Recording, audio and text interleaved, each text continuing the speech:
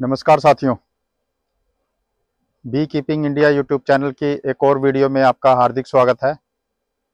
साथियों, जो भी हमारे साथ बी कीपर जुड़े हुए हैं और जो न्यू कमर्स हैं, जो कि मधुमक्खी पालन के काम में एंटर करना चाहते हैं या जो सीख रहे हैं, उनको मधुमक्खी पालन के विषय में बहुत सारी जानकारियाँ चाहिए होती हैं। तो इसके लिए कहीं ना कहीं वो सर्च कर रहे होते हैं कि हमें हर समस्या का समाधान मिले और मधुमक्खी पालन किस प्रकार से हम इस काम को समझ सकते हैं और आगे बढ़ सकते हैं। तो साथियों, हमारे इस YouTube चैनल पे बहुत सारी ऐसी वीडियोज़ अपलोड की हुई हैं जो कि न्यू कमर्स जो बी कीपर्स होते हैं उनके लिए बहुत सारी जानकारी होती है, और कुछ जो पहले से बी कीपिंग का काम कर रहे हैं और उन्होंने ट्रेनिंग नहीं ली हुई है, तो उनके लिए भी हमारी जो वीडियोज़ हैं वो काफ़ी हेल्पफुल रहती हैं। तो साथियों, इसी कड़ी में आज हम बातचीत करेंगे कि सर्दियों में मधुमक्खी पालन में हम किस प्रकार की सावधानियां बरत सकते हैं और हमें वो कौन कौन से काम हैं जो सर्दियों के अंदर करने होते हैं, उसके बारे में साथियों आज हम बातचीत करेंगे। तो साथियों, वीडियो को अंत तक देखना, और जिन साथियों ने हमारे चैनल को सब्सक्राइब नहीं किया है वो साथी हमारे चैनल को सब्सक्राइब भी कर दें, ताकि इसी प्रकार की नॉलेज वाली वीडियोज़ आपके लिए समय समय पर हम अपलोड करते रहें। और साथियों, आपके जो भी सवाल होंगे मधुमक्खी पालन से संबंधित, उसके बारे में आप सब कमेंट जरूर करें, क्योंकि आपके कमेंट से ही हमें पता चलता है कि अगली वीडियो हमें किस विषय पे बनानी है। अगर आपके कमेंट्स नहीं आते तो हमें भी वीडियो बनाने में दिक्कत आती है कि कौन सा विषय हम चुनें। तो साथियों, ज़्यादा से ज़्यादा लोगों के साथ शेयर करें, वीडियो को लाइक करें और कमेंट जरूर करें। तो साथियों, शुरू करते हैं आज की वीडियो। तो साथियों, सर्दियों के अंदर जो ठंड बढ़ती है तो मधुमक्खियां जो हैं वो बहुत सारी जो ठंड है वो उसको नहीं झेल पाती हैं। तो साथियों, मधुमक्खियां जब ठंड के प्रकोप से गुजर रही होती हैं तो उनको बहुत सारी ऐसी हेल्प करनी होती है जो कि आप सब अगर पहले से जानते हैं उन चीज़ों के बारे में, तो उस तरह की केयर और उनकी जो ज़रूरतें हैं उनको हम पूरा कर सकते हैं। तो साथियों, सबसे पहले हमने इस बात का ध्यान रखना है कि जब भी सर्दियां आए, अगर पॉसिबल है ऐसा कि आपकी जो लोकेशन है ऐसी जगह पे आप सब मधुमक्खियों को शिफ्ट कर सकें जहां पे कम सर्दी पड़ती है, और मधुमक्खियों के लिए जो फूड है वो भी अवेलेबल हो, जिससे मधुमक्खियां जो है बाहर जा करके अपना खाना ले सकें। जो भी नेक्टर और जो पोलन है उसकी उपलब्धता मधुमक्खियों के लिए हो सके। तो साथियों, अगर आप माइग्रेशन नहीं कर पाते हैं ऐसी जगह पे या ऐसी कोई लोकेशन आपके पास नहीं है, तो आपको किस तरह की सावधानियां बरतनी है, हम उसके ऊपर बातचीत करेंगे। तो साथियों, सबसे पहले आपने ये ध्यान रखना है कि मधुमक्खियों की जो कॉलोनियां हैं वो किसी भी तरीके से कमजोर ना रहें। कमजोर इन द सेंस के कम छतों के ऊपर अगर आपकी मधुमक्खियां हैं तो आपकी जो मधुमक्खियां हैं वो धीरे धीरे कमजोर होती चली जाएंगी, और कमजोरी ही सबसे बड़ा जो कारण होता है मधुमक्खियों के सर्दियों में मरने का। तो साथियों, ऐसा क्यों होता है वो भी मैं आपको बता देता हूँ, क्योंकि सर्दियों में डिब्बे का जो टेम्परेचर है उसको मेंटेन करना पड़ता है, और डिब्बे का टेम्परेचर अगर कम मधुमक्खियां हैं तो उसको मेंटेन नहीं कर पाती हैं, जिसकी वजह से जो मधुमक्खियां हैं वो कमज़ोर हो जाती हैं,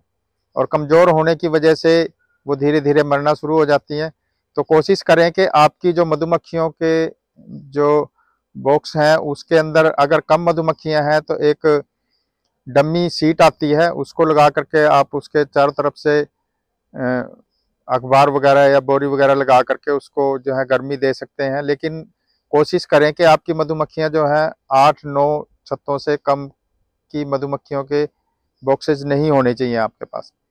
इससे आपकी जो मधुमक्खियां हैं वो ईजिली सर्वाइव हो पाएंगी और अपना जो टेम्परेचर है उसको ईजिली मेंटेन कर पाएंगी।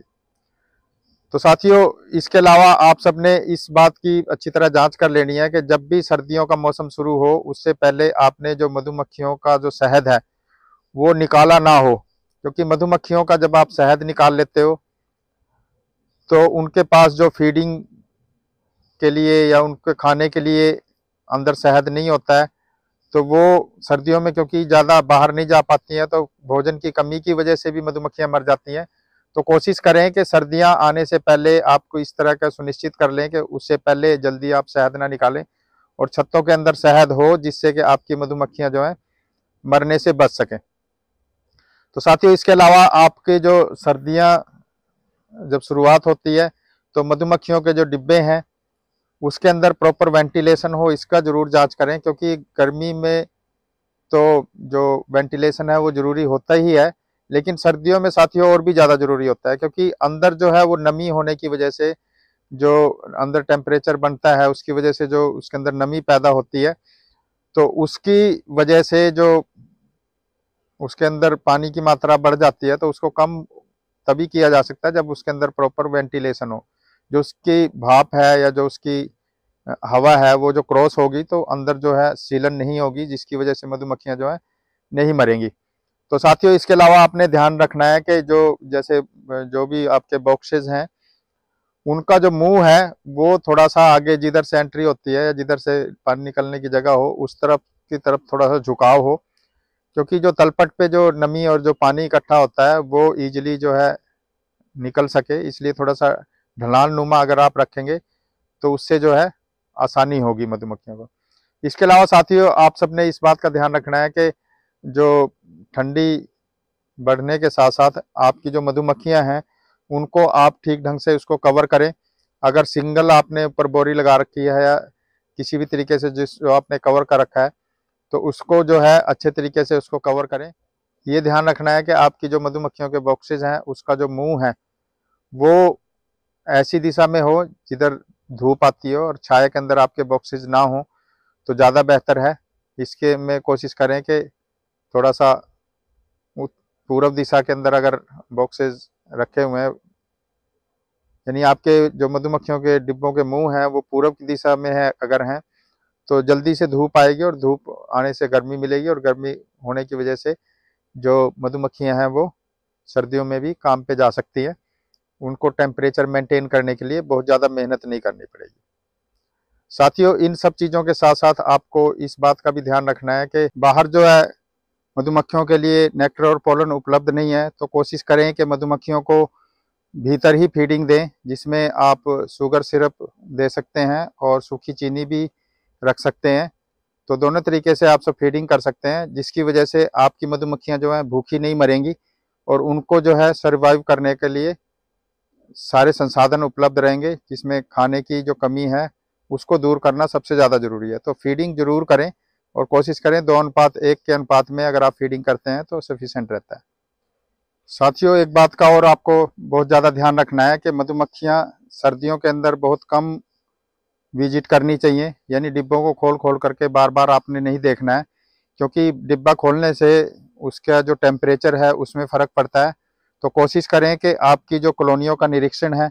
वो बाहर से ही करें जितना ज़्यादा संभव हो सके। अगर खोलना भी है तो इतने कम समय के लिए और इतनी कम बार खोलना है कि मधुमक्खियों को इससे कोई प्रॉब्लम ना हो। इससे आप मधुमक्खियों के डिब्बे के अंदर कान लगा करके अंदर भी सुन सकते हैं। तो अगर आपको किसी भी तरह की कोई भी आवाज़ नहीं आ रही है तो आपको कुछ चिंता करने की ज़रूरत है कि मधुमक्खियों कॉलोनियों के अंदर कोई समस्या हो सकती है। लेकिन अगर आपकी मधुमक्खियों से ठीक ठाक आवाज़ आ रही है और बाहर जब आप एंट्रेंस